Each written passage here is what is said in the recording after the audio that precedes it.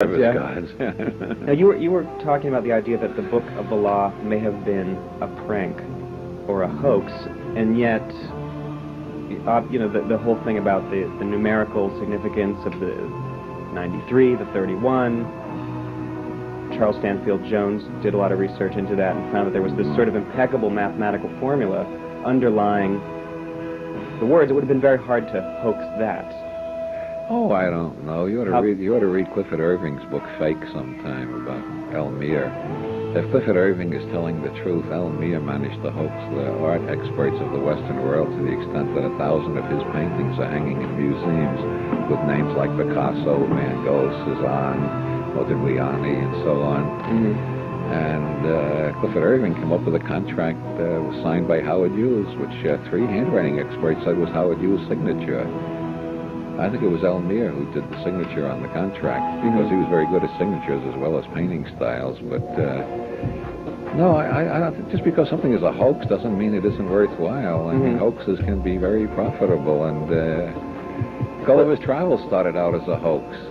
Well, that what you're saying would mean that Crowley's whole life, his ethos, his private diaries, which may or may not have been for public consumption, they may have been hoaxes too, but that his whole life was kind of a sham. Are you saying that, or am I putting words in your mouth?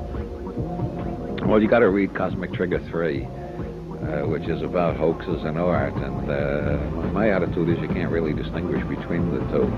Anything that changes people's consciousness is a work of art, and many works of art have an aspect of hoax about them, like Orson Welles' War of the Worlds broadcast, Gulliver's Travels, which was released as a book of travels by a sea captain named Lemuel Gulliver. It didn't have Swift's name on it at all in the first edition. People bought it because they like travel books. And then as they turned the pages, they found themselves getting into weirder and weirder stuff and asking, did he really visit these places? Are these places real? They sound an awful lot like England, seen through somebody's eyes who was smoking too much pot or something. You know, I mean, it took a while for people to figure out what Gulliver's Travels was. It may take us a while to figure out what the Book of the Law is. Well, here's a thought. Here's a speculative thought, which is suppose that Crowley was actually the channel, the medium of somebody else's hoax. Suppose that there really are various entities which we might call divine god forms, or we might call aliens, whatever we might call them, who play hoaxes via people who are mediumistic or who are suitable down here, that we're not even aware. You were talking earlier about the animals and so on, and that over the 4 million years or whatever, we have no memory of our roots, our origins. It may be buried in the DNA.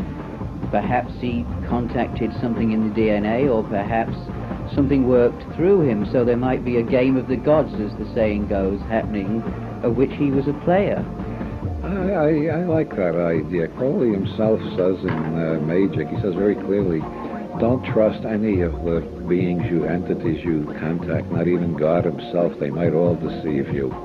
Which, by the way, became the moral of the one Star Trek movie that Shatner wrote. The one where they encounter God, and God turns out to be a con man. Well, you know that Pat Robertson, in his autobiography, said that he heard voices, right, that told him to buy... You know, when he walked in and bought the station in Virginia that became part of his TV empire, right, in the late 50s, that God told him to buy this station.